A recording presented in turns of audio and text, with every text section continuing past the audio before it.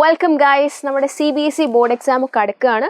കെമിസ്ട്രിയുടെ second chapter ആയുള്ള acids, bases and salts എന്ന chapter ചെറുതായി ഒന്ന് നമുക്ക് പെട്ടെന്ന് റിവൈസ് ചെയ്യാനും അതിനകത്തെ കുറച്ച് ഷുവർ ക്വസ്റ്റ്യൻസ് അല്ലെങ്കിൽ ഇമ്പോർട്ടൻറ്റ് ക്വസ്റ്റ്യൻസും ഡിസ്കസ് ചെയ്യാനാണ് ഞാൻ നിങ്ങളുടെ മുന്നിലേക്ക് വന്നിരിക്കുന്നത്. സോ ശ്രദ്ധിച്ച് കേട്ട് ഇരിക്കുക. Okay, so acids, bases and salts ഭയങ്കര ലെങ്തി ചാപ്റ്റർ ആണെന്നൊക്കെ തോന്നും. കുറേ ഇക്വേഷൻസ് അവിടെ ഇവിടെ നിന്നൊക്കെ ഉണ്ടെന്ന് തോന്നും. പക്ഷേ സംഗതി ഒന്ന് ശ്രദ്ധിച്ചു നോക്കുകയാണെങ്കിൽ കുറച്ച് ജനറലൈസ്ഡ് ഇക്വേഷൻസ് പഠിക്കാനാണ് ഈ ചാപ്റ്ററിലുള്ളത്. നമ്മൾ ആദ്യം മുതൽ നോക്കുമ്പോൾ ആദ്യം അവർ ഇൻഡിക്കേറ്റേഴ്സ് എന്താണെന്നൊക്കെ പറയുന്നുണ്ട് അല്ലേ. ആസിഡ്സ് എന്ന് പറയുന്നത് സോർട്ട് ടേസ്റ്റ് ഉള്ളതാണ്, ബേസസ് എന്ന് പറയുമ്പോൾ പൊതുവേ ബിറ്റർ ടേസ്റ്റ് ഉള്ളതാണ്. ആൻഡ് ആസിഡ്സിന് നമ്മൾ എന്താണ് ഇൻഡിക്കേറ്റേഴ്സ് എന്ന് പറയുന്നത് ആസിഡിനെയും ബേസിനെയും നമുക്ക് വേർതിരിച്ച് മനസ്സിലാക്കാൻ വേണ്ടി ഹെൽപ്പ് ചെയ്യുന്ന ആൾക്കാരാണ് അല്ലേ. അപ്പോൾ ബ്ലൂ ലിറ്റ്മസ് പേപ്പർ ആസിഡിലിട്ട റെഡ് കളറായി മാറും. ആൻഡ് റെഡ് ലിറ്റ്മസ് പേപ്പർ ബേസിലിട്ടാൽ അത് എന്തായി മാറും? ബ്ലൂ കളറായി മാറുന്നൊക്കെ നമുക്കറിയാം. പിന്നെ phenolphthalein is colourless in acidic solution and it turns pink colour in basic solution. അപ്പോൾ ഇങ്ങനെയുള്ള ഇൻഡിക്കേറ്റേഴ്സിൻ്റെ കാര്യങ്ങളൊക്കെ പോയാൽ പിന്നെ നല്ല ഇമ്പോർട്ടൻ്റ് ആയിട്ടുള്ള ഏരിയ എന്ന് പറയുന്നത് ആസിഡ്സിൻ്റെയും ബേസസിൻ്റെയും കെമിക്കൽ പ്രോപ്പർട്ടീസ് ആണ്. അപ്പോൾ അതിൻ്റെ ഭാഗത്തോട്ട് കിടക്കുമ്പോൾ തന്നെ ഈ ജനറൽ ഇക്വേഷൻസ് ആണ് നമ്മൾ മെയിനായിട്ട് ശ്രദ്ധിക്കേണ്ടതെന്ന് ആലോചിച്ച് നോക്കുക. ആസിഡ്, പൊതുവേ എല്ലാ ആസിഡും മെറ്റലുമായിട്ട് റിയാക്ട് ചെയ്യുമ്പോൾ നമുക്ക് കിട്ടുന്നത് സോൾട്ട് പ്ലസ് ഹൈഡ്രജൻ ഗ്യാസ് ആയിരിക്കും. മിക്കവാറും എല്ലാ മെറ്റൽസും എന്ത് ചെയ്യും? ഹൈഡ്രജൻ ഗ്യാസ് ഇവോൾവ് ചെയ്യും വൈൽ റിയാക്ടിങ് വിത്ത് ആസിഡ്. പക്ഷേ ഇവിടെ നിങ്ങൾ ആലോചിക്കേണ്ട ഒരു കാര്യമുണ്ട്. നിങ്ങൾക്ക് അറിയുന്ന ഒരു കാര്യമായിരിക്കും, റിയാക്ടിവിറ്റി സീരീസ് അറിയില്ലടാ. റിയാക്ടിവിറ്റി സീരീസ് എന്തായിരുന്നു? അത് പഠിക്കാനൊക്കെ ഒരു നല്ല ട്രിക്കൊക്കെ ഉണ്ട്. എന്തായിരുന്നു? Please stop calling me A careless zebra. അപ്പോൾ പ്ലീസ് എന്ന് പറയുമ്പോൾ potassium. Please stop calling me A careless zebra. പിന്നെന്താണ്? ഇൻസ്റ്റെഡ്. പിന്നെന്താണ്? Try learning. അപ്പോൾ ട്രൈ ലേണിംഗ് എന്ന് പറയുമ്പോൾ ടിന്ന് വരും. Try learning how copper saves gold. അപ്പോൾ കോപ്പർ, സിൽവർ, ഗോൾഡ് എന്നുള്ള ഈ ഒരു ഓർഡറിലാണ് നമുക്ക് വരുന്നത്. അപ്പോൾ ഇവിടെ നിങ്ങൾ ശ്രദ്ധിക്കേണ്ട കാര്യം എന്താണെന്ന് വെച്ചാൽ, തൽക്കാലം നമുക്ക് ലെഡിനെ ഒഴിവാക്കാം. നമുക്ക് ഇപ്പോൾ പഠിക്കേണ്ട ഒരു കാര്യം വെച്ച് ആലോചിക്കേണ്ടതെന്ന് വെച്ചാൽ, ഈ റിയാക്ടിവിറ്റി സീരീസിൽ ഞാനിപ്പോൾ എന്താ ചെയ്തത്? Please stop calling me A careless zebra, instead try learning how copper saves gold. നിങ്ങൾക്ക് അറിയുന്ന ഒരു ട്രിക്ക് ആയിരിക്കും, അല്ലെങ്കിൽ ഇപ്പോൾ പഠിച്ചോളാം, പ്രശ്നമൊന്നുമില്ല. റിയാക്ടിവിറ്റി സീരീസ് ആലോചിച്ച് വെക്കാനുള്ളതാണ്. ഇപ്പോൾ potassium, sodium, calcium, magnesium, aluminium എന്നുള്ള ഈ ഒരു ഓർഡറിലാണ് നമ്മൾ എന്ത് വരുന്നത്? റിയാക്ടിവിറ്റി സീരീസ് വരുന്നത്. താഴേന്ന് മുകളിലോട്ട് പോകുമ്പോഴത്തേക്കും റിയാക്ടിവിറ്റി കൂടും. അപ്പോൾ നിങ്ങൾ അറിയേണ്ട കാര്യം എന്താ വെച്ചാൽ, ഇവിടെ ഹൈഡ്രജൻ ഇവിടെയാണുള്ളത്. ഹൈഡ്രജൻ്റെ മുകളിലോട്ടുള്ള ഈ മെറ്റൽസ്, ഈ ഹൈഡ്രജൻ്റെ മുകളിലേക്കുള്ള മെറ്റൽസ് മാത്രം റിയാക്ട് ചെയ്യുമ്പോഴേ നമ്മൾ ഏത് ആസിഡുമായിട്ട് ആ മെറ്റൽ, ഇവിടെ റിയാക്ട് ചെയ്യുന്ന മെറ്റൽ ഈ ഹൈഡ്രജൻ്റെ മുകളിലോട്ടുള്ള മെറ്റൽസ് ആണെങ്കിൽ മാത്രം നമുക്ക് എന്ത് ഹൈഡ്രജൻ ഗ്യാസ് കിട്ടുക. അപ്പോൾ കോപ്പർ ഒരു ആസിഡുമായിട്ട് റിയാക്ട് ചെയ്താൽ നമുക്ക് എന്ത് കിട്ടൂല? ഹൈഡ്രജൻ ഗ്യാസ് കിട്ടൂല. അപ്പോൾ നിങ്ങൾ അങ്ങനെ മനസ്സിലാക്കി വെക്കണം. ഇപ്പോൾ ഏതൊരു റിയാക്ഷൻ, ഇപ്പോൾ ഒരു എക്സാമ്പിൾ പറയുകയാണെങ്കിൽ, ഇപ്പോൾ ആസിഡിൻ്റെ കേസ് നമ്മൾ എപ്പോഴും എടുക്കുന്നത് എന്താ? HCl ആണ്. മെറ്റലിൻ്റെ കേസിൽ നമുക്ക് സിങ്ക് എടുക്കാം. സിങ്ക് എന്തായാലും ഹൈഡ്രജനേക്കാളും റിയാക്ടിവിറ്റി ഉള്ള ആളല്ലേ. സിങ്ക് റിയാക്ട് ചെയ്യുമ്പോൾ നമുക്കൊരു സോൾട്ട് കിട്ടും. എന്താ കിട്ടുക? Zinc chloride plus hydrogen gas എന്നുള്ളത്. എന്നാൽ ഇതേ സ്ഥാനത്ത് ഞാൻ യൂസ് ചെയ്യുന്നത് കോപ്പർ ആണെങ്കിൽ ഇവിടെ റിയാക്ഷൻ നടക്കൂല. ഓക്കെ, അങ്ങനത്തെ കാര്യം മനസ്സിലെടുത്ത് വെക്കുക. അടുത്ത എന്താണ് നമുക്ക് അടുത്ത് പഠിക്കാനുള്ളത്? Metal carbonates or metal hydrogen carbonates ആസിഡുമായിട്ട് റിയാക്ട് ചെയ്യുമ്പോൾ പൊതുവിൽ ജനറലി കിട്ടുന്നത് salt plus carbon dioxide plus water എന്നുള്ള രീതിയിലാണ്. ഓർത്ത് വെക്കുക. നമ്മൾ ഒരു പെർഫെക്റ്റ് എക്സാമ്പിളായിട്ട് മെറ്റൽ കാർബണേറ്റ്സ് അല്ലെങ്കിൽ മെറ്റൽ ഹൈഡ്രജൻ കാർബണേറ്റ്സിന് എക്സാമ്പിളായിട്ട് സോഡിയം കാർബണേറ്റും സോഡിയം ഹൈഡ്രജൻ കാർബണേറ്റിൻ്റെയും കേസാണ് പഠിക്കുന്നത്. ഓക്കെ, അടുത്ത നമ്മൾ ന്യൂട്രലൈസേഷൻ റിയാക്ഷനിലേക്കാണ് പോകുന്നത്. Acid plus base gives salt plus water. എന്നിട്ട് അതിനോടനുബന്ധിച്ച് തന്നെ നമ്മൾ അടുത്ത് പഠിക്കുന്നു metal oxide plus acid gives salt plus water. അപ്പോൾ ആസിഡുമായിട്ട് എന്തോന്ന് റിയാക്ട് ചെയ്തപ്പോൾ സോൾട്ട് പ്ലസ് വാട്ടർ കിട്ടി. ആ ഒരു രീതിയിലാണ് നമ്മൾ എന്ത് മനസ്സിലാക്കുന്നത്? മെറ്റൽ ഓക്സൈഡ്സിൻ്റെ നേച്ചർ എന്താണ്? ബേസിക് നേച്ചറാണ്. അപ്പോൾ metal oxides are basic in nature എന്നാലോചിച്ച് വെക്കുക. അതുകൊണ്ട് തന്നെ ഒരു ബേസിക് ഓക്സൈഡ് ആസിഡുമായിട്ട് റിയാക്ട് ചെയ്യുമ്പോൾ നമുക്ക് ഓൾമോസ്റ്റ് ന്യൂട്രലൈസേഷൻ പോലെ തന്നെ എന്ത് കിട്ടും? സോൾട്ട് പ്ലസ് വാട്ടർ കിട്ടും. അതുപോലെ തന്നെ നേരെ reverse, non metallic oxide plus base നമുക്ക് എന്താ കിട്ടുന്നത്? സോൾട്ട് പ്ലസ് വാട്ടർ തന്നെയാണ് കിട്ടുന്നത്. അപ്പോൾ നമുക്ക് മനസ്സിലായി, ബേസുമായിട്ട് എന്തോന്ന് റിയാക്ട് ചെയ്തപ്പോൾ ന്യൂട്രലൈസേഷൻ പോലത്തെ ഒരു സംഗതി കിട്ടണമെങ്കിൽ ബേസുമായിട്ട് റിയാക്ട് ചെയ്തത് എന്ത് ഓക്സൈഡ് ആയിരിക്കണം? അസിഡിക് ഓക്സൈഡ് ആയിരിക്കണം. അപ്പോൾ നിങ്ങൾ മനസ്സിലാക്കേണ്ടത് ബേസിക് ഓക്സൈഡ് ആണ് ആര് എന്ന് പറയുന്നത്? മെറ്റൽ ഓക്സൈഡ് ബേസിക് ഓക്സൈഡ് ആണ്. ആൻഡ് നോൺ മെറ്റാലിക് ഓക്സൈഡ് എന്ന് പറയുന്നത് അസിഡിക് ഓക്സൈഡ് ആണെന്ന് നിർബന്ധമായിട്ടും ഓർത്തു വെക്കാം. റെഡി? ചാപ്റ്റർ ഫുള്ള് പറയുകയാണ് നമ്മൾ. യെസ്, അടുത്ത നോക്കാനുള്ളത് എങ്ങനെയാണ് ആസിഡ്സ് പൊതുവെ വാട്ടറിൽ എക്സിസ്റ്റ് ചെയ്യുന്നതെന്നാണ്. അപ്പോൾ HCl കേസ് നോക്കുമ്പോൾ HCl + H2O നമുക്ക് H3O + Cl- ആയിട്ട് എക്സിസ്റ്റ് ചെയ്യുക. എങ്ങനെയാണ് വരുന്നതെന്ന് വെച്ചാൽ ശ്രദ്ധിക്കുക, ഏതൊരു ആസിഡും വാട്ടറിൽ ഇടുമ്പോൾ അത് ഡിസോസിയേറ്റ് ചെയ്യും. എങ്ങനെയായി മാറും? H+ Cl- ആയി മാറും. എങ്ങനെയാ? എവിടെയാ? വാട്ടറിൽ ഇടുമ്പോൾ. ഇനി വാട്ടറിലുള്ള ഈ H+ H2O ആയിട്ട് കമ്പൈൻ ചെയ്തിട്ടാണ് നമുക്ക് എന്ത് കിട്ടുന്നത്? H3O+ അല്ലെങ്കിൽ ഹൈഡ്രോണിയം അയോൺ കിട്ടുന്നത്. നിർബന്ധമായിട്ട് അത് ആലോചിച്ച് വെക്കേണ്ട കാര്യമാണ്. റെഡി? ആൻഡ് നിങ്ങൾ അറിയേണ്ട വേറൊരു കാര്യം, ആസിഡ്സ് അവരുടെ അസിഡിക് ക്യാരക്ടർ കാണിക്കുന്നത് വെള്ളത്തിലിടുമ്പോഴാണ്. ഒരു ലിറ്റ്മസ് പേപ്പർ പോലും ഗേഷ്യസ് ആയിട്ടുള്ള HCl വെക്കുമ്പോൾ നമുക്കറിയാം ആസിഡ്സ് പൊതുവെ ബ്ലൂ ലിറ്റ്മസ് പേപ്പറിനെ റെഡാക്കി മാറ്റും. പക്ഷേ HCl ഗേഷ്യസ് ഫോമിലാണ് അത് വരുന്നത് എങ്കിൽ അവിടെ ഞാൻ ബ്ലൂ ലിറ്റ്മസ് പേപ്പർ കൊടുത്താൽ അവിടെ ഒരു കളർ ചേഞ്ചും ഉണ്ടാവില്ല. എന്നാൽ ഞാൻ കൊടുക്കുന്ന ഈ ലിറ്റ്മസ് പേപ്പർ വെള്ളവുമായിട്ടൊന്ന് മിക്സ് ചെയ്ത് സോക്ക് ചെയ്ത് വെറ്റാക്കിയിട്ടാണെങ്കിൽ അപ്പോൾ നമ്മുടെ ഗ്യാസ് വെള്ളമായിട്ട് കമ്പൈൻ ചെയ്തിട്ടാണ് പിന്നെ അസിഡിക് ക്യാരക്ടർ കാണിക്കുക. അപ്പോൾ നിങ്ങൾ അറിയേണ്ടതെന്ന് വെച്ചാൽ ഗേഷ്യസ് HCl ഒരിക്കലും ബ്ലൂ ലിറ്റ്മസ് പേപ്പറിനെ റെഡാക്കില്ല. എന്നാൽ സൊല്യൂഷൻ ഓഫ് HCl അല്ലെങ്കിൽ വെറ്റ് ലിറ്റ്മസ് പേപ്പറിലേക്ക് പോകുന്ന ഗേഷ്യസ് HCl വാട്ടറുമായിട്ട് കോണ്ടാക്റ്റിൽ വരുമ്പോൾ ഈ ആസിഡ്സ് ഒക്കെ എന്താക്കുള്ളൂ? ബ്ലൂ ലിറ്റ്മസ് പേപ്പറിനെ റെഡ് കളറാക്കി മാറ്റുള്ളൂ. അപ്പോൾ അസിഡിക് ക്യാരക്ടർ പുറത്ത് വരുന്നത് എപ്പോഴാണ്? വെള്ളവുമായിട്ട് കമ്പൈൻ ചെയ്യുമ്പോഴാണ്. പിന്നെ നമ്മൾ നേരെ pH സ്കെയിലിലേക്ക് പോകുന്നു. pH സ്കെയിൽ എന്ന് പറയുന്നത് എന്താ? യൂണിവേഴ്സൽ ഇൻഡിക്കേറ്റർ നമ്മൾ എന്തൊരു സൊല്യൂഷനിലേക്ക് ഇട്ട് കൊടുക്കുമ്പോൾ നമുക്ക് കിട്ടുന്ന കളറുകൾ വെച്ചിട്ട് നമ്മൾ pH സ്കെയിലുള്ള ഓരോ വാല്യൂസുമായിട്ട് അലൈൻ ചെയ്ത് നോക്കിയിട്ട് നമുക്കത് അസിഡിക് ആണോ ന്യൂട്രൽ ആണോ ബേസിക് ആണോ എന്ന് മനസ്സിലാവും. ആസിഡും ബേസും അല്ലാത്ത ആൾക്കാരല്ലേ ന്യൂട്രൽ എന്ന് വിളിക്കുന്നത്? യെസ്. അപ്പോൾ നമ്മൾ ആലോചിക്കേണ്ടത് യൂണിവേഴ്സൽ ഇൻഡിക്കേറ്ററിൽ വെച്ചിട്ട് pH സ്കെയിലുള്ള കളർ നോക്കുമ്പോൾ ഒരു റെഡ് കളർ കിട്ടുമ്പോഴാണ് pH വാല്യൂ ഓൾമോസ്റ്റ് 0 കിട്ടുന്നത്. പിന്നെ നമ്മൾ റെഡ്, ഓറഞ്ച്, യെല്ലോ, ഒരു ഗ്രീന്, ഒരു ലൈറ്റ് ബ്ലൂ, പിന്നെ ഒരു ഒന്നുകൂടി ഡാർക്ക് ബ്ലൂ, പിന്നെ ഒരു പേർപ്പിളിഷ് കളർ, ആ രീതിയിലാണ് നമ്മുടെ pH സ്കെയിലുള്ള കളറിന് ഇൻഡിക്കേറ്റേഴ്സ് കളർ ഇങ്ങനെ മാറിപ്പോകുന്നത്. ആ റെഡ് ആ ഭാഗത്താണ് നമ്മൾ pHൻ്റെ വാല്യൂ 0 കൊടുക്കുന്നത്. പിന്നെ 0 മുതൽ തുടങ്ങി 1, 2, 3, 4 എന്നിങ്ങനെ വന്നിട്ട് 14 വരെയാണ് ഉണ്ടാവുന്നത്. ആൻഡ് pHൻ്റെ വാല്യൂ 0 മുതൽ 7 വരെ എന്ന് പറയുമ്പോൾ ജസ്റ്റ് ബിലോ 7 വരെ എന്ത് വാല്യൂ കിട്ടിയാലും ആ സൊല്യൂഷൻ എന്തായിരിക്കും? അസിഡിക് ആയിരിക്കും ആലോചിക്കുക.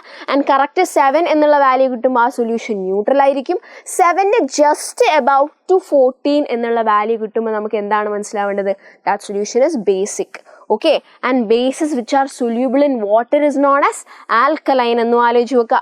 റെഡി? പ്രശ്നമില്ലല്ലോ. ഓക്കെ. അപ്പോൾ ഇത്രയും കാര്യം ആലോചിച്ച് വെക്കുക. യെസ്, pH കഴിഞ്ഞു. അടുത്ത നമുക്ക് പഠിക്കാനുള്ളതാണ് നേച്ചർ ഓഫ് സോൾട്ട്സ്. ന്യൂട്രലൈസേഷൻ വഴി നമുക്ക് എന്തായാലും ഒരു സോൾട്ട് കിട്ടുമെന്നറിയാം. ഒരു എക്സാമ്പിൾ പറയുകയാണെങ്കിൽ ഇപ്പോൾ NaOH എന്താണ്? ഒരു ബേസ് ആണ്. ഈ ബേസ് പ്ലസ് HCl ആയിട്ടുള്ള ആസിഡ് ഇവിടെ എന്താണ് ഫോം ചെയ്യുക? ഒരു സോൾട്ട് ഫോം ചെയ്യും. അതാണ് ഇവിടുത്തെ sodium chloride plus water. So base plus acid give salt plus water. ഈ കിട്ടിയ സോൾട്ട് ആയിട്ടുള്ള NaClൻ്റെ നേച്ചർ എന്താണെന്ന് ചോദിക്കാം. അപ്പോൾ നിങ്ങൾ മനസ്സിലാക്കേണ്ടത് NaCl എന്ന സോൾട്ട് ഏത് പാരൻ്റ് ആസിഡിൽ നിന്നും ഏത് പാരൻ്റ് ബേസിൽ നിന്നാണ് വന്നതെന്ന് മനസ്സിലാക്കുക. അപ്പോൾ ഒരു ചോദ്യമായിരിക്കും, what is the nature of NaCl? അപ്പോൾ NaCl കിട്ടുമ്പോൾ തന്നെ അതിൻ്റെ മെറ്റൽ വന്നിരിക്കുന്നത് മിക്കവാറും ബേസിൻ്റെ ഏരിയ എന്നായിരിക്കുമല്ലോ അല്ലേ? അപ്പോൾ NaOH ആയിരിക്കും അവിടുത്തെ ബേസ്. Cl വന്നിരിക്കുന്നത് അതിൻ്റെ ആസിഡിൻ്റെ ഭാഗത്തു നിന്നായിരിക്കും. അതുകൊണ്ട് തന്നെ അവിടുത്തെ ആസിഡ് HCl. സോ ഒരു സോൾട്ട് കിട്ടിയാൽ അതിൻ്റെ എന്താണ്? അതിൻ്റെ പാരൻ്റ് ബേസും പാരൻ്റ് ആസിഡും നമുക്ക് കണ്ടെത്താൻ പറ്റും. ഒരു എക്സാമ്പിൾ പറയുകയാണെങ്കിൽ ഇപ്പോൾ സോഡിയം കാർബണേറ്റ് Na2CO3 ഇങ്ങനെ ഒരു സോൾട്ട് നമ്മുടെ കയ്യിൽ തന്നാൽ ഇത് ഏത് ബേസിൽ നിന്നും ഏത് ആസിഡിൽ നിന്നോ ഫോം ചെയ്ത് നോക്കാനാ? Na വന്നോ? അത് മിക്കവാറും NaOHൽ നിന്നായിരിക്കും ഫോം ചെയ്ത്. CO3 വന്നോ? ആസിഡ് എന്തായിരിക്കും? H2CO3 ആയിരിക്കും. അപ്പോൾ ഞാൻ ചോദിക്കുന്നു ഗൈസ്, ഇയാളുടെ നേച്ചർ എന്താ? നമ്മൾ എന്തിനാ ഇതൊക്കെ കണ്ടെത്തി? കാരണം എനിക്ക് പാരൻ്റ് ബേസും പാരൻ്റ് ആസിഡും മനസ്സിലാക്കിയാൽ അവർ സ്ട്രോങ് ആയിരുന്നു വീക്ക് ആയിരുന്നു ചെക്ക് ചെയ്തിട്ട് എൻ്റെ സോൾട്ടിൻ്റെ നേച്ചർ പറയാൻ പറ്റും. ഇവിടുത്തെ കേസിൽ NaOH ഒരു സ്ട്രോങ് ബേസ് ആണ് ആൻഡ് HCl ഒരു സ്ട്രോങ് ആസിഡാണ്. ഇപ്പോൾ നിങ്ങൾ മനസ്സിലാക്കേണ്ടത് സ്ട്രോങ് ബേസും സ്ട്രോങ് ആസിഡും കമ്പൈൻ ചെയ്ത് ഫോം ചെയ്യുന്ന സോൾട്ടുകൾ ന്യൂട്രൽ ആയിരിക്കും. എന്നാൽ സ്ട്രോങ് ബേസും വീക്ക് ആസിഡും കമ്പൈൻ ചെയ്ത് ഫോം ചെയ്യുന്നത് എന്തായിരിക്കും? കണ്ടോ, സ്ട്രോങ് ബേസും വീക്ക് ആസിഡും അല്ലേ? അപ്പോൾ എന്തായിരിക്കും നമ്മുടെ സോൾട്ടിൻ്റെ ആ ഒരു നേച്ചർ എന്ന് പറയുന്നത്? ഒബ്വിയസ്ലി ബേസിക് സോൾട്ട് ആയിരിക്കും. ബേസിക് സോൾട്ട് ആയിരിക്കും. അത് പറയാൻ കാരണം ഈ NaOH ഇപ്പോഴും എന്ത് തന്നെയാണ്, സ്ട്രോങ് ബേസ് ആണ്. H2CO3 എന്ന് പറയുന്നത് എന്താണ് ശരിക്കും ഇവിടെ ഒരു വീക്ക് ആസിഡാണ്. അപ്പോൾ സ്ട്രോങ് ബേസും വീക്ക് ആസിഡും കാരണം ഫോം ചെയ്ത സോൾട്ട് ഇപ്പോൾ എന്താ ഇവിടെ നമുക്ക് കിട്ടിയത്, ബേസിക് സോൾട്ടാണ്. സോഡിയം കാർബണേറ്റ് ബേസിക് സോൾട്ടാണ്. മനസ്സിലാക്കുക. അതെങ്ങനെയാണ് മനസ്സിലാവുക? അപ്പോൾ നിങ്ങൾക്ക് കുറച്ച് സ്ട്രോങ് ആസിഡ്സിൻ്റെ എക്സാമ്പിൾ അറിഞ്ഞിരിക്കണം, സ്ട്രോങ് ബേസുകളെ കുറച്ച് എക്സാമ്പിൾ അറിഞ്ഞിരിക്കണം, വീക്ക് ആസിഡ്സിൻ്റെ കുറച്ച് എക്സാമ്പിൾ അറിഞ്ഞിരിക്കണം, വീക്ക് ബേസിൻ്റെ കുറച്ച് എക്സാമ്പിൾ അറിഞ്ഞിരിക്കണം. പ്രശ്നമല്ല, പേടിക്കേണ്ട, ഞാൻ പറയാം. ഓക്കെ ഗൈസ്, അപ്പോൾ സ്ട്രോങ് ആസിഡ്സിൻ്റെ എക്സാമ്പിൾ എന്ന് പറയുമ്പോൾ ശ്രദ്ധിച്ചോ, ഞാനിപ്പോൾ എവിടെ എഴുതുക, ഞാൻ ഇവിടെ എഴുതാം, നിങ്ങൾ ശ്രദ്ധിച്ചോ. സ്ട്രോങ് ആസിഡ്സിൻ്റെ എക്സാമ്പിളായിട്ട് ഞാൻ പറയുന്നു HCl, H2SO4, പിന്നെ ആരാ, HNO3. ഇങ്ങനെ പറയുന്ന കുറച്ച് ആൾക്കാരെന്താ, സ്ട്രോങ് ആസിഡ്സ് ആണ്. സ്ട്രോങ് ബേസ് അല്ല, നമുക്കിനി വീക്ക് ആസിഡിലേക്ക് കിടക്കാം. വീക്ക് ആസിഡ്സിന് എക്സാമ്പിൾ ആയിട്ട് HCOOH, CH3COOH, അടുത്തതാരാണ്, യെസ്, H2CO3. ഇത്രയും ആൾക്കാർ വീക്ക് ആസിഡ്സിൻ്റെ എക്സാമ്പിളാണ്. ഇനി സ്ട്രോങ് ബേസിൻ്റെ എക്സാമ്പിൾസ് ആയിട്ട് ആലോചിച്ച് വെച്ചോ, NaOH, KOH, പിന്നെന്താ, കാൽഷ്യം ഹൈഡ്രോക്സൈഡ്, ഇങ്ങനെയുള്ള കുറച്ച് ഹൈഡ്രോക്സൈഡുകളായിരിക്കും യെസ് സ്ട്രോങ് ബേസ്. ഇനി വീക്ക് ബേസിൻ്റെ എക്സാമ്പിളായിട്ട് എനിക്ക് പറയാനുള്ളത് അമോണിയം ഹൈഡ്രോക്സൈഡ്. സോറി, അങ്ങനെ ബ്രാക്കറ്റ് ഇടേണ്ട ആവശ്യമില്ല, അമോണിയം ഹൈഡ്രോക്സൈഡ് നേരെ എഴുതിയാൽ മതി. അമോണിയം ഹൈഡ്രോക്സൈഡ്, പിന്നെ കുറച്ച് ചില മെറ്റൽ ഹൈഡ്രോക്സൈഡ്സ്, അലൂമിനിയം ഹൈഡ്രോക്സൈഡും സിങ്ക് ഹൈഡ്രോക്സൈഡും, പിന്നെ അതോടൊപ്പം തന്നെ അമോണിയ, ഇതൊക്കെ എന്താണ്, വീക്ക് ബേസിൽ വരുന്നതാണ്. അപ്പോൾ നിങ്ങൾ ഇത് മാത്രം നോക്കിയാൽ മതി, കമ്പൈൻ ചെയ്യുന്നത് എങ്ങനെയാണെന്ന് നോക്കുക. അപ്പോൾ ശ്രദ്ധിച്ചോ, എങ്ങനെയാണ് ആ നേച്ചർ വരുന്നതെന്നും കൂടി ഒന്നുകൂടി ഞാൻ പറയാം. സ്ട്രോങ് ആസിഡും സ്ട്രോങ് ബേസും കമ്പൈൻ ചെയ്താൽ എനിക്ക് കിട്ടുന്നത് ന്യൂട്രൽ ആയിട്ടുള്ള സോൾട്ട് ആയിരിക്കും. എന്നാൽ സ്ട്രോങ് ആസിഡും വീക്ക് ബേസും കമ്പൈൻ ചെയ്യുമ്പോൾ ആരാടെ അവിടെ സ്ട്രോങ് ആസിഡ് അല്ലേ, അതുകൊണ്ട് എനിക്ക് കിട്ടുന്ന ആ സോൾട്ട് അസിഡിക് ആയിരിക്കും. എന്നാൽ വീക്ക് ആസിഡും സ്ട്രോങ് ബേസും കമ്പൈൻ ചെയ്ത് കിട്ടുന്നത് ബേസിക് ആയിട്ടുള്ള സോൾട്ട് ആയിരിക്കും. അതുപോലെ തന്നെ വീക്ക് ആസിഡും വീക്ക് ബേസും കമ്പൈൻ ചെയ്ത് കിട്ടുന്നത് എന്തായിരിക്കും, ന്യൂട്രൽ സോൾട്ട് തന്നെ ആയിരിക്കും. നിങ്ങൾ ഈ ഒരു കാര്യം ഓർത്ത് വെക്കുക. ആൻഡ് ഒരു സോൾട്ട് കിട്ടിയാൽ എങ്ങനെയാണ് അതിൽ നിന്ന് നമുക്ക് പാരൻറ്റ് ബേസിനെയും പാരൻറ്റ് ആസിഡിനെയും കിട്ടുക എന്നും കൂടി മനസ്സിലാക്കുക. സിമ്പിളായിട്ട് നേച്ചർ ഓഫ് സോൾട്ട്സ് നിങ്ങൾക്ക് ഹാൻഡിൽ ചെയ്യാൻ പറ്റും. എന്താ അല്ലേ, ഭയങ്കര പാടെന്ന് തോന്നുന്നുണ്ടോ? പാടൊന്നുമല്ല, സിമ്പിളാണ്. നിങ്ങളൊന്നും നോക്കിയാൽ മതി. എപ്പോഴും ഒരു സോൾട്ട് കിട്ടുമ്പോൾ ഒരു എക്സാമ്പിൾ പറയാം. ഒരു സോൾട്ട് ആയിട്ട് ഇപ്പോൾ കാൽഷ്യം ക്ലോറൈഡ് എന്ന് പറഞ്ഞൊരു സോൾട്ട് കിട്ടിയെന്ന് വിചാരിച്ചോ. കാൽഷ്യം ക്ലോറൈഡ് എന്ന് പറയുന്ന സോൾട്ട് കിട്ടിയ കാൽഷ്യം ഏതെന്നായിരിക്കും, കാൽഷ്യം ഹൈഡ്രോക്സൈഡ് എന്ന് പറഞ്ഞാൽ ബേസ് എന്നായിരിക്കും. ആൻഡ് ക്ലോറൈഡ് വന്നോ, അത് HCl എന്നായിരിക്കും. അപ്പോൾ ആസിഡ് HClഉം ബേസ് എന്താ, കാൽഷ്യം ഹൈഡ്രോക്സൈഡും. ആൻഡ് ഞാനിപ്പോൾ പറഞ്ഞു സ്ട്രോങ് ബേസിലാണ് കാൽഷ്യം ഹൈഡ്രോക്സൈഡ് ആൻഡ് സ്ട്രോങ് ആസിഡിലാണ് HCl. സ്ട്രോങ് ആസിഡും സ്ട്രോങ് ബേസും കമ്പൈൻ ചെയ്താൽ ന്യൂട്രൽ സോൾട്ട്. അപ്പോൾ കാൽഷ്യം ക്ലോറൈഡ് ന്യൂട്രൽ സോൾട്ട്, അങ്ങനെ പറയാൻ പഠിക്കണം. അടുത്തത് ഈ ചാപ്റ്ററിൽ നമുക്ക് പഠിക്കാനുള്ളത് NaCl സൊല്യൂഷൻ അല്ലെങ്കിൽ ബ്രൈൻ സൊല്യൂഷനിൽ നിന്ന് നമുക്ക് ഫോം ചെയ്യാൻ പറ്റുന്ന കുറച്ച് അല്ലെങ്കിൽ മാനുഫാക്ചർ ചെയ്യാൻ പറ്റുന്ന കുറച്ച് കെമിക്കൽ എലമെൻസിനെ കെമിക്കൽ സബ്സ്റ്റൻസുകളെ പഠിക്കുന്ന ഭാഗത്തിലേക്കാണ് നമ്മൾ കടക്കുന്നത്. അപ്പോൾ ആദ്യം നമ്മൾ പഠിക്കുന്നത് NaOH ആണ്. NaOH അല്ലെങ്കിൽ കാസ്റ്റിക് സോഡ. അത് നമ്മൾ ഉണ്ടാക്കുന്നത് ക്ലോർ ആൽക്കലി പ്രോസസ്സ് എന്ന് പറയുന്ന പ്രോസസ്സാണ്. അതൊന്നുമില്ല, നമ്മളൊരു ബീക്കറിൽ ബ്രൈൻ സൊല്യൂഷൻ അതായത് NaCl സൊല്യൂഷൻ എടുത്തിട്ട് അതിലേക്ക് ഇലക്ട്രിസിറ്റി പാസ് ചെയ്യും. അപ്പോൾ ആ ഇലക്ട്രിസിറ്റി പാസ് ചെയ്യുമ്പോൾ ബാറ്ററി കണക്ട് ചെയ്ത നെഗറ്റീവ് ടെർമിനൽ കണക്ട് ചെയ്ത ഇലക്ട്രോഡിനെ നമ്മൾ എന്ത് വിളിക്കും, കാഥോഡ് എന്ന് വിളിക്കും. അതുപോലെ പോസിറ്റീവ് ടെർമിനൽ കണക്ട് ചെയ്ത ഇലക്ട്രോഡിനെ ആനോഡ് എന്ന് വിളിക്കും. അപ്പോൾ ഇങ്ങനെ ഫോം ചെയ്യുമ്പോൾ കാഥോഡിൽ എന്താണ് കിട്ടുക, ഹൈഡ്രജൻ ഗ്യാസിൻ്റെ എവല്യൂഷൻ കിട്ടും. ആനോഡിൽ ക്ലോറിൻ ഗ്യാസിൻ്റെ എവല്യൂഷൻ കിട്ടും. റിമെയിൻ ചെയ്യുന്ന സൊല്യൂഷൻ ആയിട്ടാണ് നമുക്ക് NaOH കിട്ടുക. അപ്പോൾ NaOHൻ്റെ മാനുഫാക്ചറിങ് പ്രോസസ്സാണ് ക്ലോർ ആൽക്കലി പ്രോസസ്സ്. എന്തുകൊണ്ടാണ് നമ്മൾ ക്ലോർ ആൽക്കലി പ്രോസസ്സ് എന്ന് പറയുന്നത്? കാരണം എനിക്കിവിടെ ക്ലോറിനും കിട്ടുന്നുണ്ട്, ഒരു ആൽക്കലിയും കിട്ടുന്നുണ്ട്. വെള്ളത്തിൽ ഡിസോൾവ് ചെയ്യുന്ന ബേസിനെ വിളിക്കുന്ന പേരാണ് ആൽക്കലി. നിങ്ങൾക്കറിയാലോ. യെസ്. അപ്പോൾ ഈ ഒരു റിയാക്ഷനിൽ നിന്ന് കിട്ടിയ ക്ലോറിനെ ഉപയോഗിച്ചിട്ട് അത് നമ്മൾ കാൽഷ്യം ഹൈഡ്രോക്സൈഡിൽ റിയാക്ട് ചെയ്യിപ്പിച്ചിട്ട് കിട്ടുന്ന സാധനമാണ് ബ്ലീച്ചിങ് പൗഡർ എന്ന് പറയും. Bleaching powder. ഓക്കെ, ഇതെന്താണ്, ബ്ലീച്ചിങ് പൗഡറാണ്. സംഗതി സെറ്റല്ലേ? അപ്പോൾ ഇങ്ങനെ കുറച്ച് ആൾക്കാർ നമുക്ക് ഇതിൻ്റെയൊക്കെ യൂസസ് ഒന്ന് പഠിക്കാനുണ്ടാവും കേട്ടോ. പിന്നെ അടുത്ത നമ്മൾ ബേക്കിംഗ് സോഡയിലേക്ക് പോകുന്നു. ബേക്കിംഗ് സോഡ നമ്മൾ ഹീറ്റ് ചെയ്യുമ്പോഴും അത് സോഡിയം കാർബണേറ്റും കാർബൺ ഡൈ ഓക്സൈഡും കിട്ടുന്നുണ്ട്. പിന്നെ ബേക്കിംഗ് സോഡ ഒരു മൈൽഡ് ആസിഡ്, ഫോർ എക്സാമ്പിൾ ടാർട്ടാരിക് ആസിഡിൻ്റെ കൂടെ മിക്സ് ചെയ്യുമ്പോൾ അത് ബേക്കിംഗ് പൗഡറായിട്ട് യൂസ് ചെയ്യാം. പിന്നെ അതിൻ്റെ കൂടെയുള്ള കുറച്ച് യൂസും പഠിച്ചു വെക്കുക. അതിൻ്റെ കൂടെ നമുക്ക് പിന്നെ പഠിക്കാനുള്ളതാണ് yes washing soda. Na2CO3 10H2O. ഈ 10H2O എന്ന് പറയുന്നത് എന്താണ്? നമുക്ക് വെറ്റായി കാണുന്ന വാട്ടർ അല്ല, ആ ഫോർമുല യൂണിറ്റിൽ ക്രിസ്റ്റലൈസ് ചെയ്തെടുക്കുന്ന വാട്ടറാണ്. അതാണ് വാട്ടർ ഓഫ് ക്രിസ്റ്റലൈസേഷൻ എന്ന് പറയുന്നത്. അതിൻ്റെ കുറച്ച് എക്സാമ്പിൾസ് നമ്മൾ പഠിച്ചിട്ടുണ്ട്. അതിൻ്റെ ഭാഗമായിട്ട് നമ്മൾ ജിപ്സം എന്നൊരു പറയുന്ന ഒരാളെ കാണും. ജിപ്സം എന്താണ്? കാൽഷ്യം സൾഫേറ്റ് എന്താണ്? 2H2O. ഇയാളെ ഹീറ്റ് ചെയ്ത് നമുക്ക് കിട്ടുന്ന ഇതെന്താണ്? ജിപ്സം. ഇയാളെ ഹീറ്റ് ചെയ്തിട്ട് നമുക്ക് കിട്ടുന്ന ഒരു സാധനമാണ് ഒരു hemihydrate. Half H2O molecule crystallise ചെയ്ത് കിടക്കുന്ന ആ ഒരു കാൽഷ്യം സൾഫേറ്റിനെയാണ് നമ്മൾ പ്ലാസ്റ്റർ ഓഫ് പാരീസ് അല്ലെങ്കിൽ POP എന്ന് വിളിക്കുന്നത്. പ്ലാസ്റ്റർ ഓഫ് പാരീസിൻ്റെ യൂസസ് ഒക്കെ പഠിക്കുക. സിമ്പിൾ ചാപ്റ്ററാണ്, പക്ഷെ കുറച്ച് കണ്ടന്റ് ഉണ്ട്. അതൊക്കെ ഒന്ന് അത്യാവശ്യം നിങ്ങൾ ഓടിച്ച് മനസ്സിലാക്കിയാൽ മതി. സിമ്പിളാണ്. നമുക്കിനി പെട്ടെന്ന് ക്വസ്റ്റ്യൻസിലേക്ക് കിടക്കാം. ഓക്കേടാ, ശ്രദ്ധിച്ചു നോക്കുക. 2 solutions X and Y are tested with universal indicator. പ്രശ്നമില്ല. Solution X turns orange whereas solution Y turns red. Which of the solution is a stronger acid? അപ്പം നിങ്ങൾക്ക് കിട്ടുന്ന കളറിനെ കുറിച്ചൊരു ധാരണ ഉണ്ടാവണം. യൂണിവേഴ്സൽ ഇൻഡിക്കേറ്റർ വെച്ചിട്ട് ഒന്ന് ഇമാജിൻ ചെയ്യുക. യൂണിവേഴ്സൽ ഇൻഡിക്കേറ്ററിൻ്റെ പേപ്പർ ഉണ്ട്, നിങ്ങൾ ഡിപ്പ് ചെയ്യുമ്പോൾ നിങ്ങൾക്ക് ഒരു കളർ കിട്ടും. ആ കളർ നിങ്ങൾ pH സ്കെയിലിൽ എടുത്ത് കൊണ്ടുപോയി വെച്ച് നോക്കും. അപ്പോൾ നിങ്ങൾക്ക് റെഡ് കളർ കിട്ടുകയാണെങ്കിൽ നിങ്ങൾ എന്തായിരിക്കും pH സ്കെയിലുള്ള വാല്യൂ? 0 ആണ്. ഓറഞ്ച് ആണെങ്കിൽ കുറച്ചുകൂടി പുറത്തോട്ടാണ്. ആക്ച്വലി ഞാൻ പറഞ്ഞിട്ടുണ്ട്, ആ ഒരു കളർ ഗ്രേഡേഷൻ എങ്കിലും നിങ്ങൾ ആലോചിച്ച് വെക്കുക. ഏറ്റവും pH കുറഞ്ഞത് എന്ന് പറയുന്നത് എന്താണ്? റെഡ് കളറിലേക്കായിരിക്കും. പിന്നെ അത് ഓറഞ്ചായി, യെല്ലോ ആയി, പിന്നെ ഒന്ന് ഗ്രീനായി, പിന്നെ ലൈറ്റ് ബ്ലൂ ആയി, പിന്നെ ഡാർക്ക് ബ്ലൂ ആയി, പർപ്പിളായി. ആ രീതിയിലാണ് 0 മുതൽ 14 വരെ ഈ പറയുന്ന pH സ്കെയിലിലെ കളേഴ്സിൻ്റെ വേരിയേഷൻ. ആൻഡ് നമുക്കറിയാം pH സ്കെയിലിൽ അപ്പുറത്തെ അറ്റം എന്ന് പറയുന്നത് എന്താണ്? അതായത് 0 മുതൽ 7 വരെ എന്ന് പറയുന്നത് ആസിഡിക്കിൻ്റെ ആ ഒരു ഭാഗമാണ്. ആൻഡ് ഏറ്റവും ലോവസ്റ്റ് pH ഉള്ള ആളെയാണ് ഏറ്റവും സ്ട്രോങ്ങസ്റ്റ് ആസിഡ് എന്ന് നമ്മൾ പറയുന്നത്. അപ്പോൾ റെഡ് കളറായിട്ടുള്ള ആളായിരിക്കും എന്ത്? Strong acid. And orange colour എന്ന് പറയുന്നത് pHൻ്റെ വാല്യൂ കൂടുമല്ലേ? pHൻ്റെ വാല്യൂ കൂടുമ്പോൾ ആസിഡിക് നേച്ചർ കുറച്ച് കുറയും. സോ എക്സിൻ്റെ കളർ ഓറഞ്ചും പിന്നെ ആരെയാ? വൈൻ്റെ കളർ റെഡും ആണെന്ന് പറഞ്ഞാൽ ഈ റെഡിന്ന് പറയുന്ന ആളുടെ pHൻ്റെ വാല്യൂ ആയിരിക്കും കുറവ്, അല്ലെങ്കിൽ ഇയാളായിരിക്കും എന്താ? Strong acid.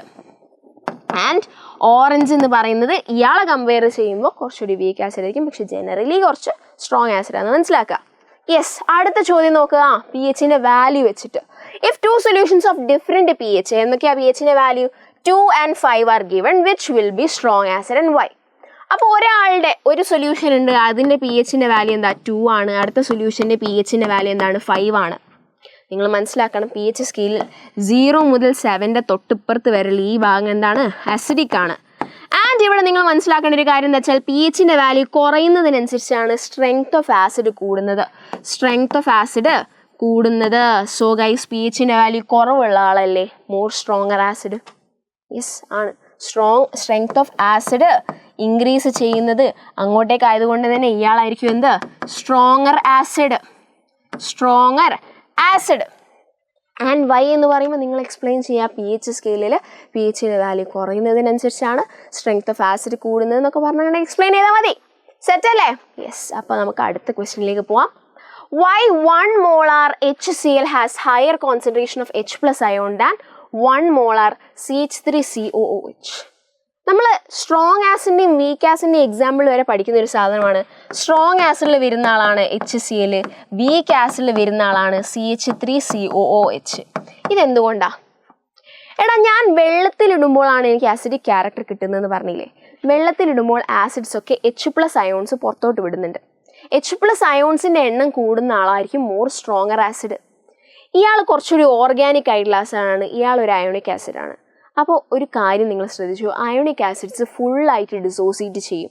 അതായത് ഞാൻ ഇയാളുടെ 1 മോളാർ വെള്ളത്തിലിട്ടാൽ എനിക്ക് ആ 1 മോളാർ തന്നെ H+ അയോൺ അതിൻ്റെ ഉള്ളിൽ നിന്ന് കിട്ടും. എന്നാൽ ഞാൻ ഇയാളുടെ 1 മോളാർ വെള്ളത്തിലിട്ട് എനിക്ക് H+ അയോൺ കിട്ടും, പക്ഷേ 1 മോളാർ തന്നെ ഉണ്ടാവണമെന്നില്ല, 1നേക്കാളും കുറച്ച് കുറവായിരിക്കും കിട്ടുക. കാരണം ഫുൾ ഡിസോസിയേഷൻ അവിടെ ഉണ്ടാവില്ല, കാരണം അതെന്താണ്?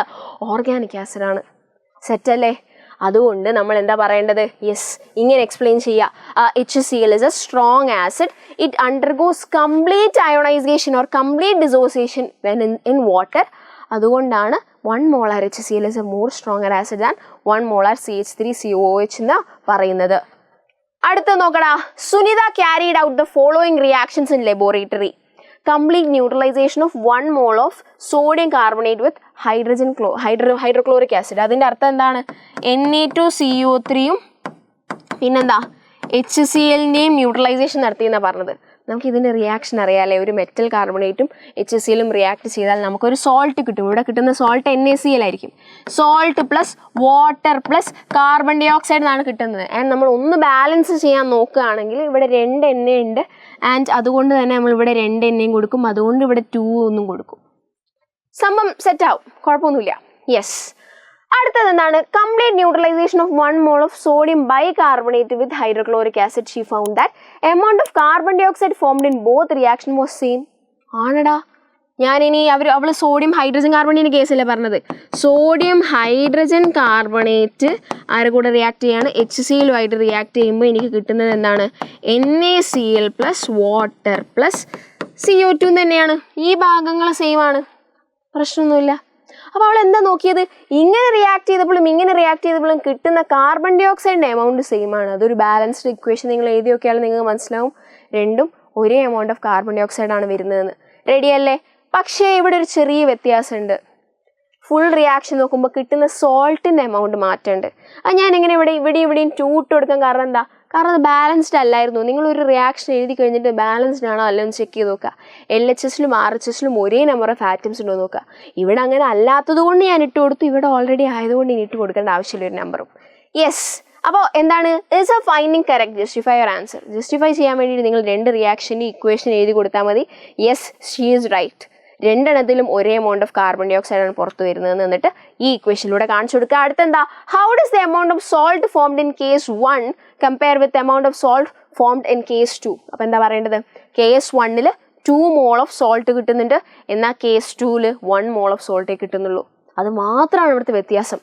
അതുകൊണ്ടാണ് നമ്മൾ ജനറൽ റിയാക്ഷൻ എഴുതുമ്പോൾ തന്നെ നമുക്ക് സംഭവം ജനറലി കിട്ടുന്ന എന്താ? Salt plus water plus carbon dioxide ആണ്. എന്നാൽ ആ കിട്ടുന്ന സോൾട്ടിൻ്റെ എമൗണ്ട് ഒന്ന് 2 mole ആയിട്ടായിരിക്കും കിട്ടുന്നത് ഇതിൻ്റെ കേസിൽ, സോഡിയം കാർബണേറ്റിൻ്റെ കേസിൽ, than that of sodium hydrogen carbonate. അതൊന്ന് ഓർത്ത് വെക്കേണ്ട കാര്യം കേട്ടോ. Yes. Explain the action of dilute HCl or dilute hydrochloric acid on the following with chemical equation. അപ്പോൾ കെമിക്കൽ ഇക്വേഷൻ എഴുതാൻ അറിഞ്ഞിരിക്കണം. സിമ്പിളാണ്, നമുക്ക് നോക്കാം. യെസ്. HCl മാഗ്നീഷ്യം റിബണുമായിട്ട് റിയാക്ട് ചെയ്യുമ്പോൾ എന്താ നടക്കുക? അതായത് മാഗ്നീഷ്യം റിബൺ എന്ന് പറയുന്നത് എന്തായിരുന്നു? അത്യാവശ്യം റിയാക്ടിവിറ്റി ഉള്ള ഒരു മെറ്റലല്ലേ. ആൻഡ് ഹൈഡ്രജനേക്കാളും റിയാക്ടിവിറ്റി ഉള്ള മെറ്റലാണ്. ഏതൊരു മെറ്റലും ആസിഡുമായിട്ട് റിയാക്ട് ചെയ്യുമ്പോൾ നമുക്ക് എന്താ കിട്ടുന്നത്? അതും ആ metal more reactive than hydrogen ആണെങ്കിൽ നമുക്ക് എന്തായാലും ഹൈഡ്രജൻ ഗ്യാസ് കിട്ടും. ആ ഒരു ജനറൽ റിയാക്ഷൻ ആലോചിച്ച് വെച്ചാൽ തന്നെ മതി. പിന്നെ നിങ്ങൾക്ക് സുഖമായിട്ട് എഴുതാം മാഗ്നീഷ്യം പ്ലസ് HCl. ആദ്യം നിങ്ങൾ അരയ്ക്കേണ്ടത് എനിക്ക് എന്തായിരിക്കും കിട്ടുന്നത്? സോൾട്ട് പ്ലസ് ഹൈഡ്രജൻ ഗ്യാസ് ആയിരിക്കും. അപ്പോൾ ഹൈഡ്രജൻ ഗ്യാസും കിട്ടുന്നുണ്ട് ആൻഡ് മാഗ്നീഷ്യം ക്ലോറിനും വെച്ചിട്ടൊരു സോൾട്ട് ആയിരിക്കും ഇവിടെ കിട്ടുക. ആ സോൾട്ട് എന്തായിരിക്കും? മാഗ്നീഷ്യം ക്ലോറൈഡ് ആയിരിക്കും. പ്രശ്നമില്ലല്ലോ, പ്രശ്നം ഉണ്ടാവരുത്. അപ്പോൾ ആ സാധനം എഴുതി. ഇനി അടുത്ത് എന്താ പറഞ്ഞിരിക്കുന്നത്? Sodium hydroxide. സോഡിയം ഹൈഡ്രോക്സൈഡ് എന്ന് പറയുന്നത് എന്താടാ? NaOH അല്ലേ. ഇവിടെ ഇപ്പം എന്താ ചോദിച്ചിരിക്കുന്നത്? ഈ സംഗതികളോടൊക്കെ നമ്മുടെ ഹൈഡ്രോക്ലോറിക് ആസിഡ് റിയാക്ട് ചെയ്യുമ്പോൾ എന്താ കിട്ടുന്നതെന്ന് എഴുതാൻ പറഞ്ഞത്. ആ റിയാക്ഷൻ എഴുതാനാണ് പറഞ്ഞത്. അപ്പോൾ HCl റിയാക്ട് ചെയ്യുമ്പോൾ ഇതെന്താടാ? ബേസ് പ്ലസ് ആസിഡ് അല്ലേ, ന്യൂട്രലൈസേഷൻ. അപ്പോൾ എനിക്ക് സോൾട്ട് പ്ലസ് വാട്ടർ കിട്ടും. പ്രശ്നമില്ലല്ലോ, പ്രശ്നമില്ല. യെസ്. അടുത്തെന്താ? Crushed egg shells. Crushed egg ഷെൽസിൻ്റെ പ്രത്യേകത എന്താണെന്ന് വെച്ചാൽ അതിൽ കാൽഷ്യം കാർബണേറ്റ് ഉണ്ടാവും. ക്രഷ്ഡ് എഗ് ഷെൽസിൽ കാൽഷ്യം കാർബണേറ്റ് ഉണ്ടാവും കാക്കോത്തിൽ. അപ്പോൾ കാൽഷ്യം കാർബണേറ്റ് ആയിട്ടായിരിക്കും ആര് റിയാക്ട് ചെയ്യുന്നത്? നമ്മുടെ സ്വന്തം HCl റിയാക്ട് ചെയ്യുന്നത്. കാൽഷ്യം കാർബണേറ്റും HCl റിയാക്ട് ചെയ്യുമ്പോൾ നമുക്ക് എന്താ കിട്ടുന്നതെന്ന് നോക്കിക്കോ. കാൽഷ്യം ക്ലോറൈഡ് പ്ലസ് ഇതെന്താ അവിടുത്തെ റിയാക്ഷൻ? മെറ്റൽ കാർബണേറ്റും ആസിഡും. മെറ്റൽ കാർബണേറ്റും ആസിഡും റിയാക്ട് ചെയ്യുമ്പോൾ salt plus water plus carbon dioxide. അപ്പോൾ പെട്ടെന്ന് കാൽഷ്യം കാർബണേറ്റിൻ്റെ റിയാക്ഷൻ ഞാൻ പഠിച്ചില്ലല്ലോ എന്ന് വിചാരിക്കരുത്. സോഡിയം കാർബണേറ്റിൻ്റെ റിയാക്ഷൻ പഠിച്ചില്ലേ? സോഡിയം ഹൈഡ്രജൻ കാർബണേറ്റിൻ്റെ റിയാക്ഷൻ പഠിച്ചില്ലേ? അപ്പോൾ നിങ്ങൾ കാൽഷ്യം ഹൈഡ്രജൻ കാർബണേറ്റിനെ എഴുതാൻ പഠിക്കണം. കാരണം നമ്മൾ ജനറൽ റിയാക്ഷനിൽ മെറ്റൽ കാർബണേറ്റ് എന്നും മെറ്റൽ ഹൈഡ്രജൻ കാർബണേറ്റ് എന്നും റിയാക്ടിങ് വിത്ത് ആസിഡ് എന്നാണ് പറയുന്നത്. അപ്പോൾ salt plus water plus carbon dioxide reaction set അല്ലേ? പ്രശ്നമില്ലല്ലോ. നെക്സ്റ്റ് ക്വസ്റ്റ്യനിലേക്ക് പോകാം. Define universal indicator for what purpose it is used. ടെക്സ്റ്റിൽ കൃത്യമായി പറയുന്നുണ്ട് യൂണിവേഴ്സൽ ഇൻഡിക്കേറ്റർ എന്ന് പറയുന്നത് ഒരു മിക്സ്ചർ ഓഫ് സെവറൽ ഇൻഡിക്കേറ്റേഴ്സ് ആണ്. അപ്പോൾ നമ്മളത് എന്തിനെ യൂസ് ചെയ്യുന്നത് വെച്ചാൽ ലോകത്തിലെ എല്ലാ സാധനങ്ങളും ആസിഡ് ആണോ ബേസ് ആണോ ന്യൂട്രൽ ആണോ എന്ന് കാറ്റഗറൈസ് ചെയ്യാൻ വേണ്ടിയിട്ടാണ് നമ്മൾ ഈ പറയുന്ന യൂണിവേഴ്സൽ ഇൻഡിക്കേറ്റർ യൂസ് ചെയ്യുന്നതെന്ന് കൃത്യമായിട്ട് എഴുതി വെക്കുക. Okay. 2 solutions A and B have pH values 3 and 9.5. അപ്പോൾ എൻ്റെത് എന്താണ്? 3 ആണ് പി എച്ച് വാല്യൂ, ബീൻ്റെത് എന്താണ്? 9.5 ആണ്. ഇപ്പം തന്നെ നമുക്ക് മനസ്സിലായി എ സൊല്യൂഷൻ അസിഡിക് ആണ്, ബി സൊല്യൂഷൻ ബേസിക് ആണ്. പ്രശ്നമില്ലല്ലോ, കാരണം 7-നേക്കാളും കുറവാണ്, 7-നേക്കാളും കൂടുതലാണ്. Set. അടുത്തെന്താ?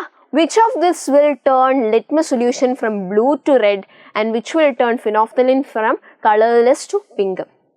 Blue to red convert ചെയ്യുന്ന ആരായിരിക്കും? ആസിഡിക് സൊല്യൂഷൻ അല്ലേ. അപ്പോൾ ബ്ലൂ ടു റെഡ് നമ്മുടെ സൊല്യൂഷൻ എ ആണെന്ന് എഴുതി വെക്കുക, കാരണം അത് ആസിഡാണ്. സെറ്റല്ലേ? ആസിഡാണ്. ഇതുപോലെ phenolphthalein is colourless in acid solution. ന്യൂട്രലും അത് കളർലെസ് ആണ്, പക്ഷേ will turn to pink in basic solution. അപ്പോൾ ഫിനോഫ്തലിന് കളർലെസ് ടു പിങ്ക് ടേൺ ചെയ്യുന്നത് ഏതിലാടാ? ബേസിലല്ലേ. അപ്പോൾ സൊല്യൂഷൻ ബി ആണെന്ന് എഴുതാം. സിമ്പിൾ അല്ലേ? ഭയങ്കര സിമ്പിൾ. അത്രേ ഉള്ളൂ. അടുത്തത്, water is a neutral substance. What colour will you get when you add a few drops of universal indicated to a test tube containing distilled water? എടാ, വാട്ടറിൻ്റെ പ്രത്യേകത ഞാൻ പറഞ്ഞു, ആ കളർ അപ്പം നമ്മൾ പഠിച്ചിരിക്കണം. Red colour, dark red colour എന്നൊക്കെ പറയുമ്പോൾ നമുക്ക് എന്താ? ആസിഡാണ്. അതിന് ഓൾമോസ്റ്റ് വാല്യൂ 0 ആണ്. പിന്നെ അത് ഓറഞ്ചായി, പിന്നെ യെല്ലോ ആയി, ഇങ്ങനെ കളർ ഗ്രേഡേഷൻ മാറി മാറി വരികയല്ലേ ചെയ്യുന്നത്? യെസ്. അപ്പോൾ നമുക്കറിയാം വാട്ടർ ന്യൂട്രലാണ്. അപ്പോൾ അതിന് പി എച്ചിൻ്റെ വാല്യൂ എന്തായാലും 7 ആയിരിക്കും. 7ൻ്റെ കളർ എന്ന് പറയുന്നത് ഗ്രീൻ ആണ്. ഓക്കെ, ഗ്രീൻ കളറാണെന്ന് ആലോചിച്ച് വെക്കുക. ആ ആൻസർ അങ്ങോട്ട് എഴുതി വെച്ചാലും മതി, ഓപ്ഷൻ സിൻ്റെ കേസിൽ. റെഡിയല്ലേ? പ്രശ്നമില്ലല്ലോ. Yes. Account for the following. State the relation between hydrogen ion concentration of an aqueous solution and its pH. എന്താണ് റിലേഷൻ? ഞാൻ പറഞ്ഞിട്ടുണ്ടായിരുന്നു, പി എച്ചിൻ്റെ വാല്യൂ കുറയുന്നതിനനുസരിച്ച് അസിഡിക് ക്യാരക്ടർ കൂടും. അതുപോലെ തന്നെ ഹൈഡ്രജൻ അയോൺ കോൺസെൻട്രേഷൻ കൂടുന്നതിനനുസരിച്ചാണ് അസിഡിക് ക്യാരക്ടർ കൂടുന്നത്. അപ്പോൾ അസിഡിക് ക്യാരക്ടർ കൂടുന്നതിനനുസരിച്ച് H+ൻ്റെ കോൺസെൻട്രേഷൻ കൂടുന്നുണ്ട്, അതുപോലെ പി എച്ചിൻ്റെ വാല്യൂ എന്താണ്? കുറയുന്നുണ്ട്. സോ അവർ ഇൻവേഴ്സ്ലി പ്രൊപ്പോർഷണൽ ആണെന്നൊക്കെ പറഞ്ഞൂടെ? വേണ്ട, നിങ്ങൾ ഇത് മാത്രം പറഞ്ഞാൽ മതി. As H+ ion concentration increases, acidic character increases, therefore pH value decreases. ഇങ്ങനൊരു സെൻറ്റൻസ് എഴുതി വെച്ചാൽ മതി, പ്രശ്നമില്ലല്ലോ. As H+ ion concentration increases, acidic character increases and therefore pH value decreases. സിമ്പിളായിട്ട് എഴുതി വെച്ചാൽ മതി. അടുത്ത എന്താണ്? An aqueous solution has a pH value of 7. Is the solution acidic, basic or neutral? Come on, എന്താണ്? ന്യൂട്രൽ ആണ്. അടുത്ത എന്താ? Which has a higher pH value, 1 molar HCl or 1 molar NaOH solution? Higher P H value എന്നാണ് ചോദിച്ചത്. Higher P H value ആർക്കുണ്ടാവുക? HCl acidic അല്ലേ, NaOH basic അല്ലേ. ബേസിക്കിനാണ് ഹയർ പി എച്ച് വാല്യൂ ഉള്ളത്. പി എച്ച് വാല്യൂ ഇവിടെ എന്താണ്? നല്ല കുറവായിരിക്കും. പി എച്ച് വാല്യൂ ഇവിടെ എന്തായിരിക്കും? നല്ല കൂടുതലായിരിക്കും. അറിയാമല്ലോ. അപ്പോൾ ഏതാ ആൻസർ? NaOH സൊല്യൂഷൻ എന്നുള്ളതാണ് ഇവിടുത്തെ ആൻസർ. പ്രശ്നമാക്കരുത്. അടുത്ത ചോദ്യം എന്താ? Tooth enamel is one of the hardest substances in our body. How does it undergo damage due to eating chocolates and sweets? What should we do to prevent it? നമുക്കറിയാം, നമ്മുടെ enamel നമ്മളെ വായിൽ പല്ലിലുള്ളതാണ് അല്ലേ. പല്ലിൻ്റെ കാര്യം പറയുമ്പോൾ നമ്മളെ മൗത്തിൻ്റെ പി എച്ചിനെ കുറിച്ച് നമ്മൾ പറയണം. മൗത്തിൻ്റെ പി എച്ച് പൊതുവേ കുറച്ച് അസിഡിക് ആണ്, പ്രശ്നമൊന്നുമില്ല. അപ്പം നമ്മളെ മൗത്തിൽ 5.5 എന്ന് പറയുന്ന ഒരു പി എച്ച് വരെ വലിയ പ്രശ്നമല്ല. എന്നാൽ അതിനേക്കാൾ പി എച്ച് കുറയുമ്പോൾ, അതായത് ആസിഡിൻ്റെ അളവ് കൂടുമ്പോഴാണ് ഈ ടൂത്ത് ഡീക്കേ നടക്കുന്നതെന്ന് ആദ്യം എഴുതുക. എന്നിട്ട് ചോക്ലേറ്റ്സും സ്വീറ്റ്സും ഒക്കെ എഴുതുമ്പോൾ നമ്മളെ മൗത്തിലുള്ള ഒരു ബാക്ടീരിയ കൂടുതൽ ആസിഡ് പ്രൊഡ്യൂസ് ചെയ്യുന്നു മനസ്സിലാക്കുക. അങ്ങനെ കൂടുതൽ ആസിഡ് പ്രൊഡ്യൂസ് ചെയ്യുമ്പോഴാണ് 5.5 എന്ന പി എച്ചിനേക്കാളും കുറയുന്നത് മൗത്തിലുള്ള പി എച്ച്. അങ്ങനെ കുറയുമ്പോൾ ടൂത്ത് ഡീക്കേ നടക്കും, അങ്ങനെ പറയാം. അപ്പം നിങ്ങൾ എന്താ എഴുതേണ്ടത്? ഈ സംഗതികൾ കാരണം ബാക്ടീരിയ പ്രൊഡ്യൂസസ് ആസിഡ് എന്ന് എഴുതുക. ഓക്കെ, ഇങ്ങനെ ആസിഡ് കുറേ പ്രൊഡ്യൂസ് ചെയ്താൽ പി എച്ച് കുറയും. P H decreases from 5.5. അപ്പോൾ ലോവർ ദാൻ 5.5 ആവും. ലോവർ ദാൻ 5.5 എന്നുള്ള പി എച്ച് വാല്യൂവിനേക്കാളും കുറയും. അപ്പോൾ എന്താ സംഭവിക്കുക? ടൂത്ത് ഡീക്കേ നടക്കും. അത്രേ ഉള്ളൂ. സെറ്റ്. ഇനി എങ്ങനെയാണ് പ്രിവെൻറ്റ് ചെയ്യുന്നതെന്ന് ചോദിക്കുന്നുണ്ട്. അപ്പോൾ നമ്മൾ എന്താ ചെയ്യേണ്ടത്? നമ്മൾ ടൂത്ത് പേസ്റ്റിലുള്ള അയോൺസ് ഈ പറയുന്ന ആസിഡ്സിനെ കുറച്ച് ന്യൂട്രലൈസ് ചെയ്യും. അങ്ങനെ നമ്മുടെ മൗത്തിനെ പ്രൊട്ടക്റ്റ് ചെയ്യും. ടൂത്ത് പേസ്റ്റ് ഉപയോഗിച്ച് ബ്രഷ് ചെയ്യുന്നതിലൂടെ ഇത് പ്രിവെൻറ്റ് ചെയ്യാമെന്ന് നിങ്ങൾ എഴുതിയാൽ മതി. സെറ്റല്ലേ? അടുത്തെന്താ? How do H+ ions exist in water? കുറച്ച് മുന്നേ പറഞ്ഞതല്ലേ. ആസിഡിലുള്ള H+ അയോൺസ് വാട്ടറിൽ കമ്പൈൻ ചെയ്തിട്ട് എങ്ങനെയാണ് എക്സിസ്റ്റ് ചെയ്യുന്നത്? H3O+ അല്ലെങ്കിൽ ഹൈഡ്രോണിയം അയോൺ ആയിട്ടാണ് എക്സിസ്റ്റ് ചെയ്യുന്നതെന്ന് എഴുതുക. സെറ്റല്ലേ? സിമ്പിൾ അല്ലടാ. ക്വസ്റ്റ്യൻസ് കാണുമ്പോൾ തന്നെ മനസ്സിലാവുന്നില്ലേ സിമ്പിളാന്ന്? ഓക്കെ, അടുത്ത ക്വസ്റ്റ്യൻ നോക്കാം. യെസ്, ക്ലോറാൽക്കലി പ്രോസസ്സാണ്. ഈ ഫിഗർ കാണുമ്പോൾ നിങ്ങൾ മനസ്സിലാക്കണം. ക്വസ്റ്റ്യൻ എന്താ? ഈ ഫിഗർ എന്താ? ഇവിടെ ഒരു എന്താണ് ഒരു കണ്ടെയ്നർ പോലെ ഉണ്ടെങ്കിൽ ബ്രൈൻ സൊല്യൂഷൻ ഉണ്ട്. ക്ലിയർ അല്ലെങ്കിൽ ഞാൻ പറയാണ്. ഇവിടെ ഒരു ഇലക്ട്രോഡ്, പോസിറ്റീവ് ഇലക്ട്രോഡും നെഗറ്റീവ് ഇലക്ട്രോഡും ഉണ്ട്. പോസിറ്റീവ് ഇലക്ട്രോഡിൻ്റെ നേരെ അവർ ടൈറ്റാനിയം ആനോഡ് എന്ന് പറഞ്ഞിട്ടുണ്ട്. നെഗറ്റീവ് ഇലക്ട്രോഡിൻ്റെ അടുത്ത് കാഥോഡ് എന്ന് പറഞ്ഞിട്ടുണ്ട്. സിമ്പിൾ അല്ലേ?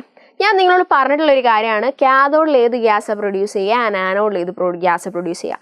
അത് രണ്ടും മാറിപ്പോകുന്നുണ്ടെങ്കിൽ ഒരു കാര്യം ശ്രദ്ധിച്ചോ, കാഥോഡിൽ മിക്കവാറും ഹൈഡ്രജൻ ഗ്യാസ് ആയിരിക്കും പ്രൊഡ്യൂസ് ചെയ്യുക.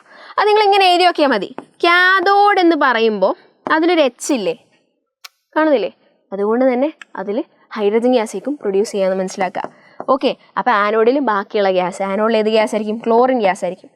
ഇങ്ങനെ ഒരു ഉദാഹരണം നിങ്ങൾക്ക് ഓൾറെഡി ക്ലോറാൽക്കലി പ്രോസസ്സിനെ കുറിച്ച് ഉണ്ടെങ്കിൽ നിങ്ങൾക്ക് നേരെ ക്വസ്റ്റ്യൻ അറ്റൻഡ് ചെയ്യാം. ക്വസ്റ്റ്യൻ എന്താണ്?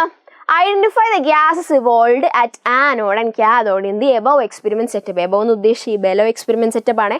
അപ്പോൾ എന്താണ്? ആനോഡിൽ ക്ലോറിൻ ഗ്യാസും കാഥോഡിൽ ഹൈഡ്രജൻ ഗ്യാസും. അടുത്തെന്താ? Name the process that occurs, why is it called so. എന്താ പ്രോസസ്സിന്റെ പേര്? Chloralkali process. എന്തുകൊണ്ട് അങ്ങനെ പറയുന്നത്? ക്ലോറിൻ ഗ്യാസും പ്രൊഡ്യൂസ് ചെയ്യുന്നുണ്ട് ആൻഡ് റിമൈനിങ് ആയിട്ട് നമുക്ക് എന്താ കിട്ടുന്നത്? NaOH സൊല്യൂഷനുമാണ് കിട്ടുന്നത്. അതൊരു ആൽക്കലിയാണ്. അപ്പോൾ ക്ലോറിനും ആൽക്കലിയും ഉള്ള പ്രോസസ്സ് ആയതുകൊണ്ട് ക്ലോറാൽക്കലി പ്രോസസ്സ് എന്ന് വിളിച്ചു. റെഡി? അടുത്തെന്താ? Illustrate the reaction of the process with the help of chemical equation. അപ്പോൾ എന്താ ചെയ്യേണ്ടത്? നമ്മൾ കെമിക്കൽ ഇക്വേഷൻ എഴുതാം. അപ്പോൾ നമുക്കറിയാം NaCl നിന്നാണ് ഇത് തുടങ്ങുന്നത് ആൻഡ് H2O ഇവിടെ റിയാക്ട് ചെയ്യുന്നുണ്ട്. എന്നിട്ട് നമുക്ക് കിട്ടുന്നതാണ് ക്ലോറിൻ ഗ്യാസും ഹൈഡ്രജൻ ഗ്യാസും പിന്നെ എന്താണ്? NaOH. പിന്നെ വേണം ഇവിടെ ആരോ മാർക്കിന് മുകളിൽ ഇലക്ട്രിസിറ്റി എന്നൊക്കെ എഴുതിക്കോ. നിങ്ങൾ എന്താണ്, നമ്മൾ ബാലൻസ് ചെയ്ത് ഇക്വേഷൻ എഴുതാൻ പറഞ്ഞിട്ടില്ലെങ്കിൽ നമുക്കറിയുന്ന നോളേജ് വെച്ച് എഴുതിയാൽ മതി. ഏതിൻ്റെ കേസിലും ജനറൽ ആയിട്ടുള്ള ആ ഒരു ഇക്വേഷൻ അറിയാമെങ്കിൽ നേരെ എഴുതിയാൽ മതി. ഇപ്പോൾ ഏതൊരു കേസും ഇപ്പോൾ എന്താണ്, ഒരു metal reacting with acid give salt plus water അല്ലെങ്കിൽ സോൾട്ട് പ്ലസ് ഹൈഡ്രജൻ ഗ്യാസ്, ഇങ്ങനത്തെ ഒരു സാധനമൊക്കെ നിങ്ങൾ നേരെ നിങ്ങൾക്ക് തോന്നുന്ന പോലെ എഴുതി വെച്ചാൽ മതി. നിങ്ങൾക്ക് അറിയുന്ന ഒരു നോളേജ് വെച്ച് എഴുതി വെച്ചാൽ മതി. നിങ്ങൾ ബാലൻസ് ചെയ്ത് എഴുതാൻ ചോദിച്ചില്ലെങ്കിൽ അവിടെ ബാലൻസ് ചെയ്യേണ്ട ആവശ്യമില്ല. ഇവിടെയും ബാലൻസ് ചെയ്ത് എഴുതാൻ ആവശ്യമില്ല. അവർ നേരെ കെമിക്കൽ ഇക്വേഷൻ എഴുതാനേ പറഞ്ഞിട്ടുള്ളൂ. അപ്പോൾ നേരെ കെമിക്കൽ ഇക്വേഷൻ എഴുതിയാൽ മതി. എനിക്കറിയാം ബ്രൈൻ സൊല്യൂഷൻ്റെ ഇലക്ട്രോലിസിസ് ആണ് ഈ സാധനങ്ങൾ ഉണ്ടാക്കുന്നത്. ബ്രൈൻ സൊല്യൂഷൻ, അതായത് NaCl ഇൻ വാട്ടറുള്ള സൊല്യൂഷനിൽ ഞാൻ ഇലക്ട്രിസിറ്റി പാസ് ചെയ്യുമ്പോൾ എനിക്ക് ആനോഡിൽ Cl2ഉം കാഥോഡിൽ H2ഉം ബാക്കി റിമെയിൻ ചെയ്യുന്ന സൊല്യൂഷൻ NaOH ആണെന്നറിയാം. അങ്ങനെ അങ്ങോട്ട് ഇക്വേഷൻ എഴുതി വെച്ചാൽ മതി. സിമ്പിളല്ലേ? പ്രശ്നമൊന്നുമില്ലല്ലോ. എടാ, ചാപ്റ്റർ ഭയങ്കര സിമ്പിളാണ്. നന്നായി പഠിക്കുക. All the best. നമുക്ക് വീണ്ടും കാണാം.